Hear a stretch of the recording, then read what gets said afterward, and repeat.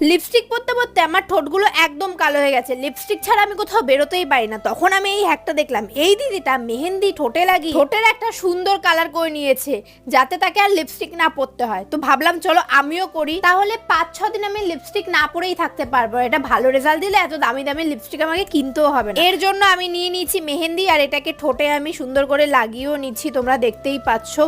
কিন্তু গাইস সত্যি কথা বলছি, লাগানোর পর এত জ্বালা করছিল, আমি তাও রেখে দিয়েছিলাম। আমি দেখতে চাই যে কত জ্বালা করতে পারে। আমার মনে হয় এই মেহেন্দিগুলো না ইউজ করে যে চায়না মেহেন্দি হয় না, দেওয়ার সঙ্গে সঙ্গে কালার হয়ে যায়, সেগুলো ইউজ করতে হতো। কিন্তু আমি তাও কিছুক্ষণ রেখে দেওয়ার পর তুলে ফেলেছি, জ্বালা সহ্য করতে পারছিলাম না।